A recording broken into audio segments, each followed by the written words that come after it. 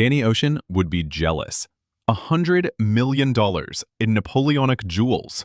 The Louvre Museum in the middle of a Sunday with visitors inside in 4 minutes.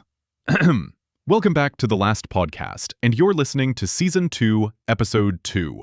We're diving into the $100 million Louvre heist that looks like it's straight out of an Hollywood movie. Okay, let's unpack this. Welcome to the deep dive. If you need a shortcut to being well-informed about, well, probably the most stunning heist of the decade, you are definitely in the right place. Today, we are deep diving into that daylight robbery at the Louvre Museum in Paris. That's right. A theft that netted, US $102 million worth of French crown jewels. Exactly, and in less than 10 minutes. It's a story of low-tech audacity, completely defeating high-tech security. Yeah, and this isn't just a tale of masks and stolen gems. It's really a critical look at how the world's most visited museum, the Louvre, was basically beaten by a repurposed construction lift. Our sources give us an astonishing level of detail on this. Right. So our mission today is to decode the, let's call it operational simplicity of this incredibly brazen crime.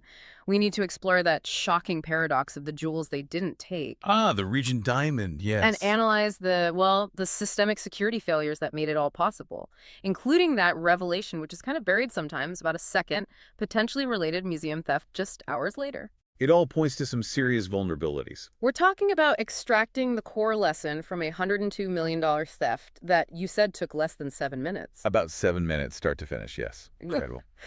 Okay, let's start with just the sheer audacity. I mean, the timeline alone, Sunday, October 19th, 2025, around 9:30 a.m. Yeah, 30 minutes after the museum opened its doors to the public. It just defies belief, doesn't it? How do you pull off a heist like this? Middle of Paris, broad daylight. Well, what the police reports and the internal sources really seem to signal is that the sheer simplicity of the method, that was the weapon here.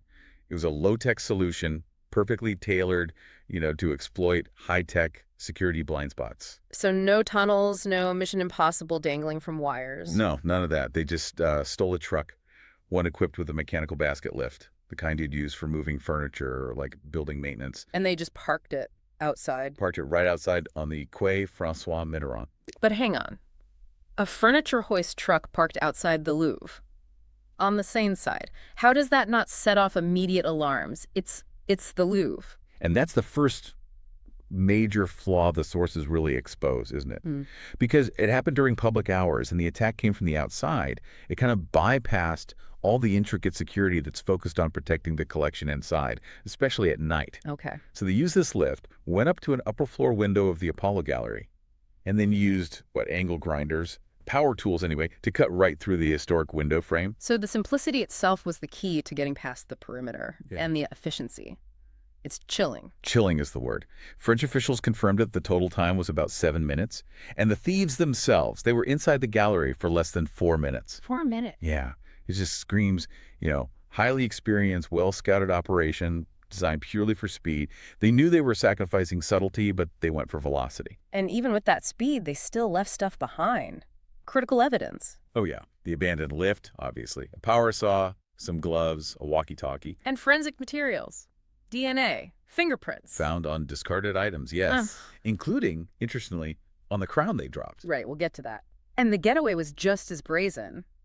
Scooters. Fled on scooters. 4 masked individuals involved, 2 seen on the lift, one apparently in a high-vis vest, another in a helmet. Okay, so let's turn to what they risked this whole 7-minute operation for. This wasn't just theft, it was an attack on history, right? The French crown jewels. Absolutely.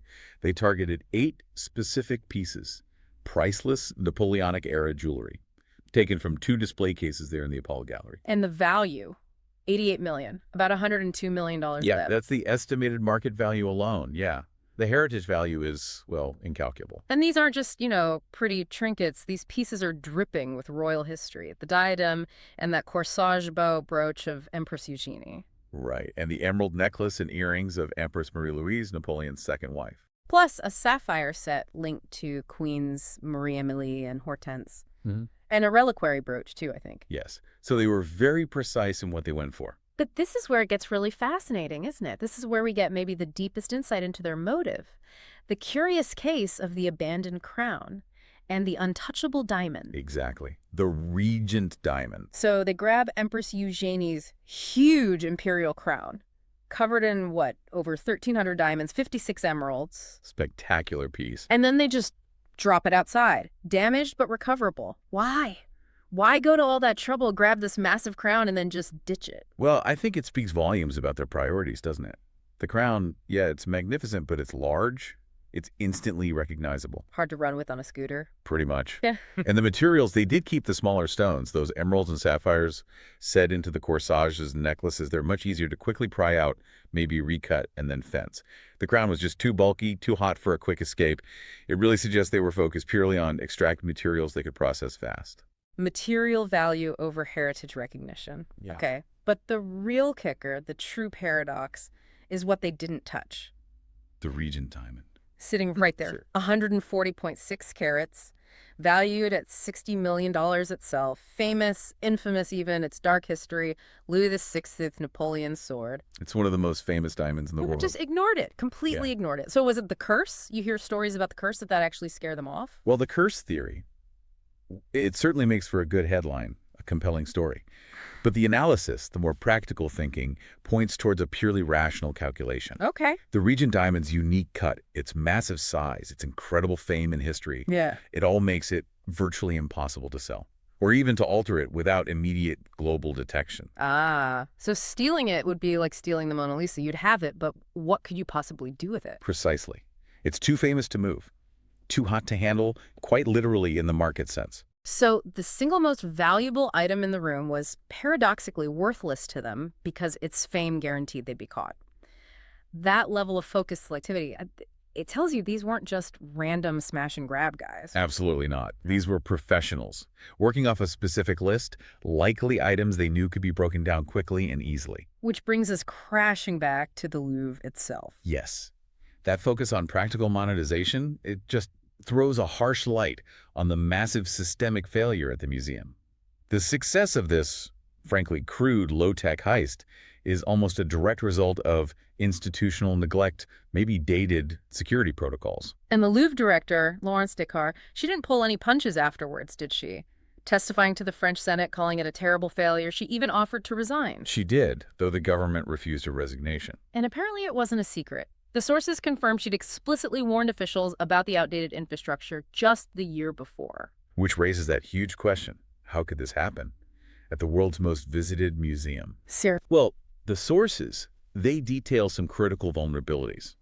If you connect it back to the method, there was a critical lack of external surveillance cameras focused on the monument's perimeter. Which is why the truck and the lift just sat there unchallenged for those crucial 7 minutes. Exactly.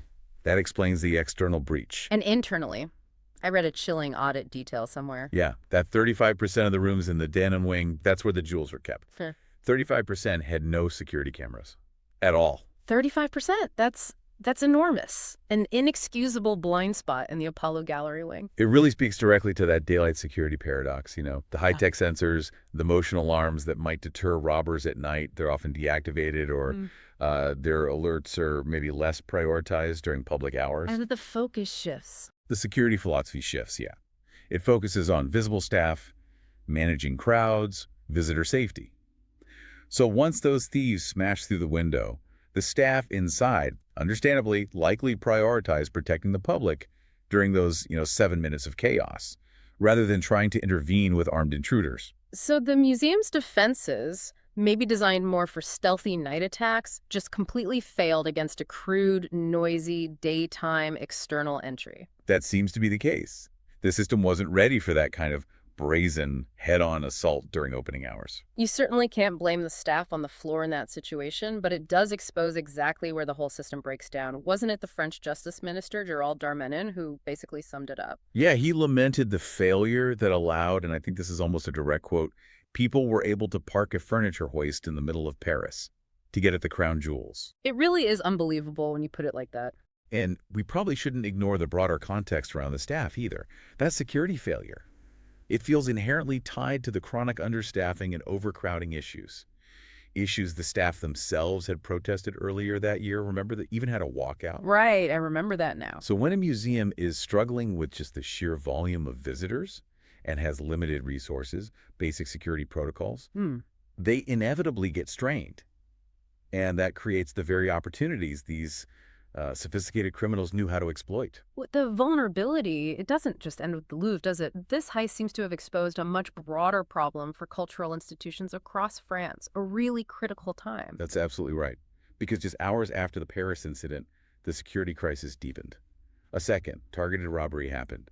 Thieves broke into the Maison des Lumières de Diderot in Longue, that's northeastern France. And what did they take there? About 2,000 gold and silver coins, worth maybe 90,000. And authorities noted the coins were chosen with great expertise, again suggesting a planned operation, focused on specific small and crucially highly liquid assets, material assets. So was it coordinated? Or just opportunists jumping on the chaos after the Louvre news broke? We don't know for sure, but either way, it really reinforces the point, doesn't it? Museums across the country seem to be facing massive systemic risk right now. And it fits a pattern we've seen recently. It does. The sources list other recent high-value, targeted thefts in French cultural institutions. Yeah. Remember the gold sample stolen from the Natural History Museum? Yes. And valuable Chinese porcelain taken from the Adrien Dubouché National Museum?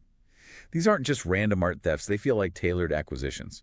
Specific, valuable, and this seems key, dismantleable items. Which brings us right back to those jewels stolen from the Louvre. They're uninsured, right? Correct. Uninsured.